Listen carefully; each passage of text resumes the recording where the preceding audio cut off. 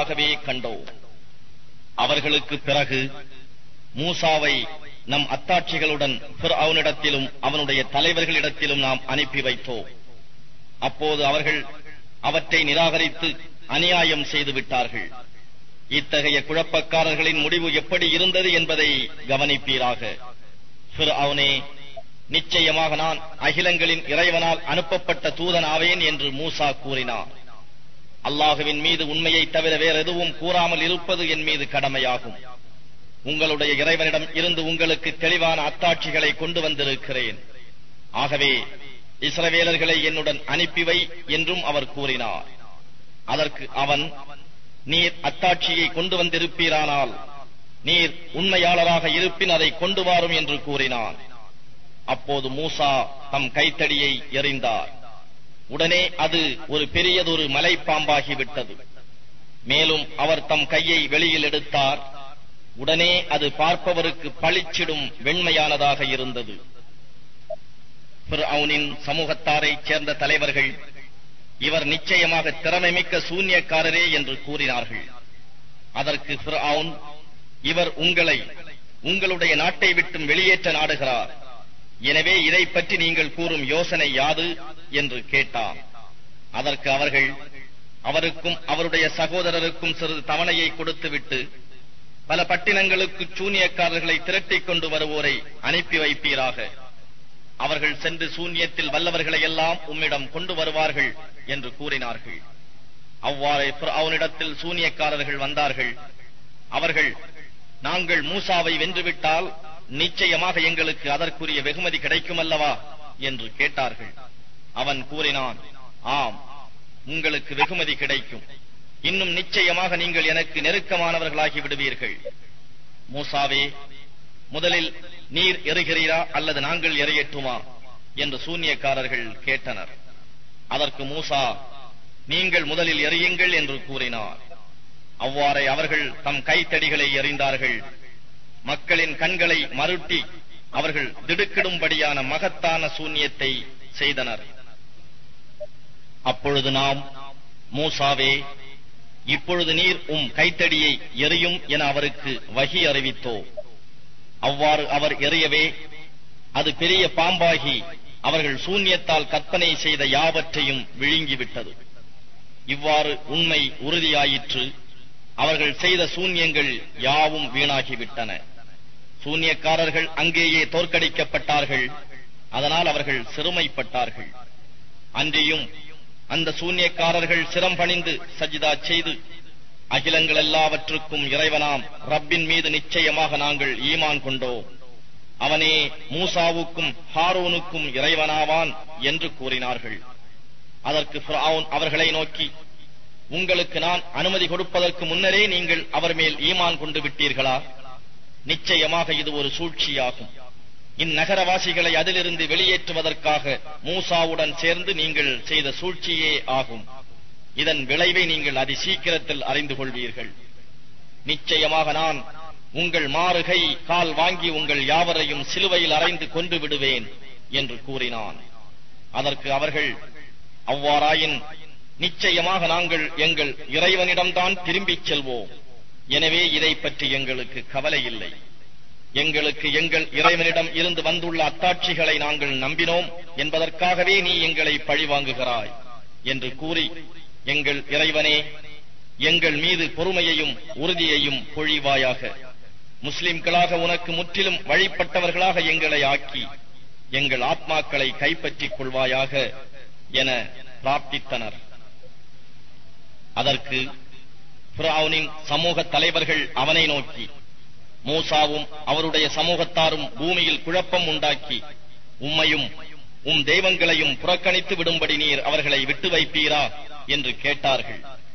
அதற்கு அவன், அவ்வாறன்று, நாம் அவர்களுடைய ஆண் மக்களை வெட்டி கொன்றுவிட்டு அவர்களை சிறுமைப்படுத்துவதற்காக அவர்களுடைய பெண் மக்களை மட்டும் உயிருடன் வாழ விடுவோம். நிச்சயமாக நாம் அவர்கள் மீது பூரண ஆதிக்கம் பெற்றுள்ளோம் என்று கூறினான். மூசா தம் சமூகத்தாரிடம், அல்லாஹ்விடம் உதவி தேடுங்கள், இன்னும் பொறுமையாகவும் இருங்கள். நிச்சயமாக இந்த பூமி அல்லாஹ்வுக்கே சொந்தம். தன் அடியார்களில் தான் நாடியவர்களுக்கு அவன் அதை உரியதாக்கி விடுகிறான். இறுதி வெற்றி பயபக்தி உடையவர்களுக்கே கிடைக்கும் என்று கூறினார். அவர்கள் கூறினார்கள், நீர் எங்களிடம் வருவதற்கு முன்னரும் துன்பப்பட்டோம், நீர் வந்த பின்னரும் துன்பப்படுகிறோம். அதற்கு அவர் கூறினார், உங்கள் இறைவன் உங்களுடைய பகைவர்களை அழித்து உங்களை பூமியில் அதிபதிகளாக்கி வைக்கக்கூடும். நீங்கள் எவ்வாறு நடந்து கொள்கிறீர்கள் என்பதை அவன் கவனித்துக் கொண்டிருக்கின்றான்.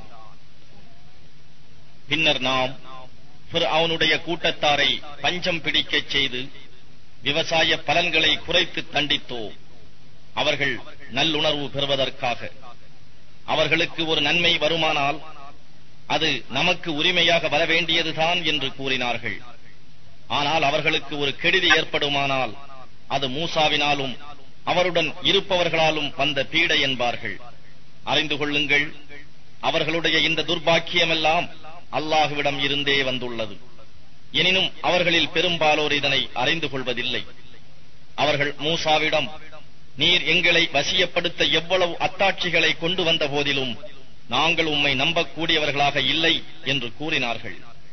ஆகவே அவர்கள் மீது புயற்காற்றையும் வெட்டு கிளியையும் பேனையும் தவளைகளையும் இரத்தத்தையும் தெளிவான அத்தாட்சிகளாக ஒன்றன் பின் ஒன்றாக அனுப்பி வைத்தோம். ஆனால் அவர்கள் பெருமையடித்து குற்றம் புரியும் சமூகத்தாராகவே ஆகியிருந்தனர். தங்கள் மீது வேதனை ஏற்பட்ட போதெல்லாம் அவர்கள், மூசாவே, உம் இறைவன் உமக்கு அளித்திருக்கும் வாக்குறுதியின்படி எங்களுக்காக பிரார்த்தனை செய்வீராக.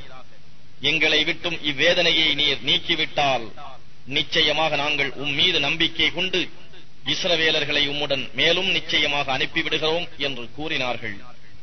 அவ்வாறே நாம் ஒரு குறிப்பிட்ட காலக்கெடுவு வரையில் அவர்களிடம் இருந்து வேதனையை நீக்கிய போது மீண்டும் அவர்கள் தம் வாக்குறுதிக்கு மாறு செய்தே வந்தனர். ஆகவே அவர்கள் நம் அத்தாட்சிகளை பொருட்படுத்தாமல் அவற்றை பொய்ப்பித்துக் கொண்டு இருந்ததால் அவர்களை கடலில் மூழ்கடித்து அவர்களிடம் நாம் பழி வாங்கினோம். எனவே எவர்கள் சக்தி குறைந்தவர்களாக கருதப்பட்டார்களோ அந்த இஸ்ரவேலர்களை கிழக்கிலும் மேற்கிலும் உள்ள நிலப்பகுதிகளின் அதிபதிகளாக்கினோம். இன்னும் அவற்றிலே பெரும் பாக்கியங்களையும் அளித்தோம். இஸ்ராயேலின் மக்கள் பொறுமையாகவும் உறுதியாகவும் இருந்த காரணத்தால் அவர்கள் மீது இறைவனுடைய அழகிய வாக்கு பரிபூரணமாகி நிறைவேறிற்று. மேலும் ஃபிரௌனும் அவனுடைய சமூகத்தாரும் உண்டு பண்ணி இருந்தவற்றையும் கட்டியிருந்த மாட மாளிகைகளையும் நாம் தரைமட்டமாக்கிவிட்டோம். நாம் இஸ்ராயேலின் சந்ததியினரை கடலை கடந்து அழைத்துச் சென்றபோது தங்களுக்குரிய விக்கிரகங்களை ஆராதனை செய்து கொண்டிருந்த ஒரு கூட்டத்தார் அருகே அவர்கள் சென்றார்கள். உடனே அவர்கள், மூசாவே, அவர்களிடம் இருக்கும் கடவுள்களைப் போல நமக்கும் நீங்கள் ஒரு கடவுளை ஆக்கி தருவீர்களாக என்று வேண்டினர். நீங்கள் ஓர் அறிவில்லாத கூட்டத்தாராக இருக்கின்றீர்கள் என்று மூசா அவர்களிடம் கூறினார். நிச்சயமாக இந்த மக்கள் ஈடுபட்டிருக்கும் மார்க்கம் அழியக்கூடியது. இன்னும் அவர்கள் செய்பவை யாவும் முற்றிலும் வீணானவையே என்றும் கூறினார். அன்றியும் அல்லாஹ் அல்லாத ஒன்றையா நான் உங்களுக்கு இறைவனாக தேடி வைப்பேன்? அவனோ உங்களை உலகத்தில் உள்ள எல்லா மக்களையும் விட மேன்மையாக்கி வைத்துள்ளான் என்றும் அவர் கூறினார். இன்னும் நினைவு கூறுங்கள், ஃபிர்அவுனின் கூட்டத்தாரிடம் இருந்து நாம் உங்களை காப்பாற்றினோம். அவர்கள் உங்களுக்கு கொடிய வேதனைகளை கொடுத்துக் கொண்டிருந்தார்கள். அவர்கள் உங்கள் ஆண் மக்களை கொலை செய்துவிட்டு உங்களை சிறுமைப்படுத்துவதற்காக உங்கள் பெண் மக்களை உயிருடன் வாழவிட்டார்கள். இதில் உங்களுக்கு உங்கள் இறைவனிடம் இருந்து ஒரு பெரும் சோதனை ஏற்பட்டிருந்தது. மூசாவுக்கு நாம் 30 இரவுகளை வாக்களித்தோம். பின்னர் மேலும் 10 இரவுகளை கொண்டு பூர்த்தியாக்கினோம். இவ்வாறாக அவருடைய இறைவன் வாக்களித்த காலக்கெடு 40 இரவுகளாக முழுமை பெற்றது. அப்போது மூசா தம் சகோதரர் ஹாரூனை நோக்கி, நீங்கள் என்னுடைய சமூகத்தாருக்கு என் பிரதிநிதியாக இருந்து அவர்களை திருத்துவீர்களாக, குழப்பம் உண்டாக்குபவரின் வழியை பின்பற்றாதிருப்பீர்களாக என்று கூறினார். நாம் குறித்த காலத்தில் குறிப்பிட்ட இடத்தில் மூசா வந்தபோது அவருடைய இறைவன் அவருடன் பேசினான். அப்போது மூசா, இறைவனே, நான் உன்னை பார்க்க வேண்டும், எனக்கு உன்னை காண்பிப்பாயாக என்று வேண்டினார். அதற்கு அவன், மூசாவே, நீர் என்னை ஒரு காலும் பார்க்க முடியாது. எனினும் நீர் இந்த மலையை பார்த்துக் கொண்டிரும். அது தன் இடத்தில் நிலைத்திருந்தால் அப்போது நீர் என்னை பார்ப்பீர் என்று கூறினான். ஆகவே அவருடைய இறைவன் அம்மலை மீது தன்னுடைய பேரொளியை தோற்றுவித்த போது அவன் அம்மலையை நொறுக்கி தூளாக்கி விட்டான். அப்போது மூசா மூர்ச்சையாகி கீழே விழுந்து விட்டார். அவர் தெளிவடைந்ததும், இறைவா, நீ மிகவும் பரிசுத்தமானவன், நான் உன்னிடம் மன்னிப்பு கோருகிறேன், உன் மீது ஈமான் கொண்டவர்களில் நான் முதன்மையானவனாக இருக்கிறேன் என்று கூறினார். அதற்கு அவன்,